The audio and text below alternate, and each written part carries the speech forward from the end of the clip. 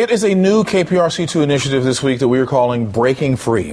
That's right. It's a big picture look at domestic violence and the many forms that it can take. We've been bringing you stories all day long today involving topics like teen dating violence, relationship red flags, types of domestic violence, including violence against seniors. Now, our focus tonight, though, at 10 o'clock is domestic violence against men. KPRC2's Brandon Walker joins us with that perspective tonight. Brandon. Keith and Danny, to be clear, victim advocates stress more women are abused at the hands of their male partner than the other way around. Still, they warn they've seen an increase in the number of men seeking help since the start of the pandemic. That includes one Houston man who says his mother abused him as a child, only for him to grow up and marry a woman who did the same. How much more do you take? How much more can you take? Two questions this father says he's asked himself over and over again.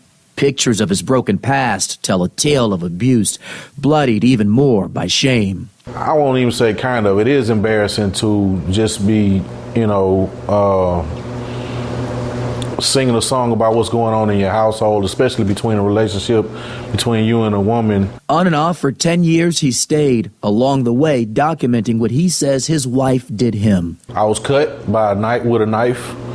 I actually literally had a camera on and she tried to run me over with a car. The last straw, he says, but he never called police, explaining why with what happened the time his neighbors did. She answers the door, shows her pretty face, and they go away.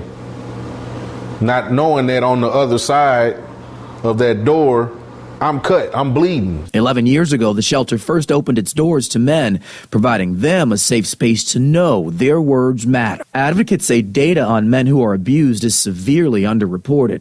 The Texas Council on Family Violence reports 35 men were killed by their partner in 2021.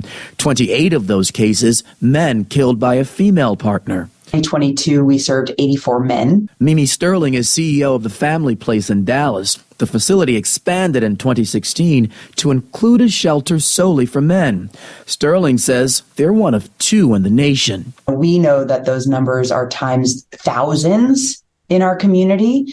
And again, it's staggering to think it's just under-recognized, it's under-reported, and it's underserved. For one Houston dad, that was the breakthrough. One even his 10-year-old son felt, breaking free by breaking the cycle. Been a long, long way, but we making it, and I'm happy. Advocates from the Harris County Domestic Violence Coordinating Council say even if a shelter may not mention housing men, to call and ask. Either way, they say that there are ways to help men get out too.